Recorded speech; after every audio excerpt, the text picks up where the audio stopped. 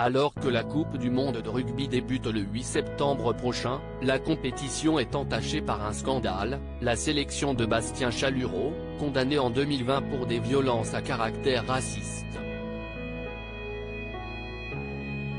Le joueur du 15 de France a pris la parole ce soir face aux journalistes et a craqué en pleine conférence de presse. La polémique née de la sélection vendredi de Bastien Chalureau en équipe de France pour le mondial de rugby ne faiblit pas, à tel point que le deuxième ligne de Montpellier a pris la parole ce lundi 4 septembre 2023 en fin de journée. Le rugbyman a été condamné en 2020 par le tribunal correctionnel de Toulouse à 6 mois de prison avec sursis pour des faits de violence avec la circonstance que ces derniers ont été commis en raison de la race ou de l'ethnie de la victime. Il a fait appel de ce jugement. Lors de la conférence de presse, le rugbyman de 31 ans a répondu à toutes les questions des journalistes, répétant à plusieurs reprises ne pas être raciste. À la question de savoir s'il avait songé à quitter le groupe, Bastien Chalureau a prôné l'unité du collectif dans lequel il évolue depuis plusieurs années. On a discuté avec le staff de l'équipe de France, il le savait depuis le début. La procédure est ancienne et connue par beaucoup de personnes. J'ai voulu m'exprimer devant vous pour m'adresser à tous mes coéquipiers, à ma famille, a répondu le joueur du 15 de France avant d'être submergé par l'émotion. Ça ne touche pas que moi, ça touche ma famille, et c'est pour ça que j'ai voulu parler devant vous, pour totalement clarifier la situation et dire que je ne suis pas un raciste. Je suis un fédérateur, le rugby est un sport avec l'union de beaucoup de communautés.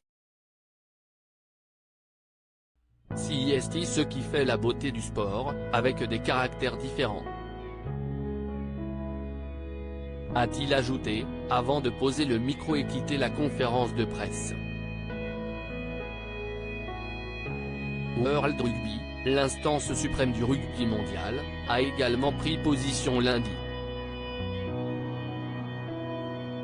Le racisme n'a pas sa place dans le rugby, a réagi le directeur général de World Rugby, Alan Gilpin, tout en rappelant qu'il existait en France un principe judiciaire, celui de la présomption d'innocence. À ce titre, contacté par l'AFP, Menedel, l'avocat de Bastien Chalureau, a précisé lundi que l'audience en appel aurait lieu en novembre à Toulouse, se refusant à tout autre commentaire. La ministre des Sports Amélie Oudéa-Castéra avait estimé dimanche que dans l'attente de la décision de justice définitive, chacun doit laisser la justice faire sereinement son travail, dans le respect de la présomption d'innocence. Exemplaire avec le 15 de France, la ministre a pu s'entretenir avec Florian Grill, président de la Fédération française de rugby, et avec Raphaël Ibanez, manager général des Bleus, qui lui a confirmé qu'un échange avait pu avoir lieu sur le sujet entre Bastien Chalureau et le staff du 15 de France, ajoutait un communiqué du ministère transmis à l'AFP.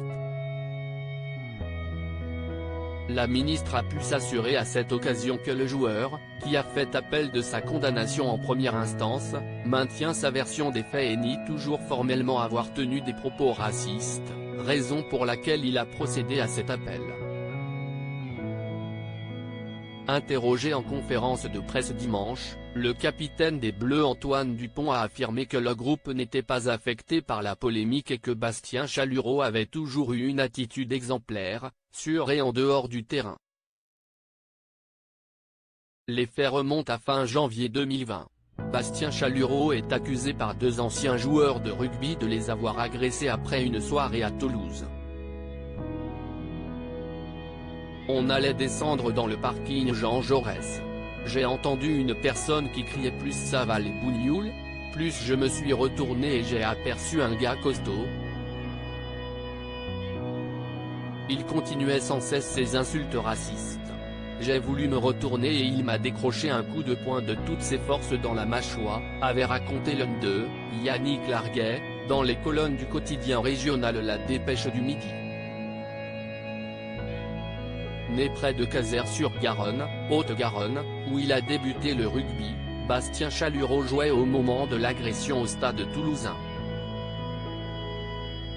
À la suite de cette rixe, il avait été mis à pied par le stade toulousain et recruté par Montpellier, où il a confirmé les espoirs placés en lui en conquérant son premier titre, le Challenge européen, en juin 2021, puis celui de champion de France en 2022.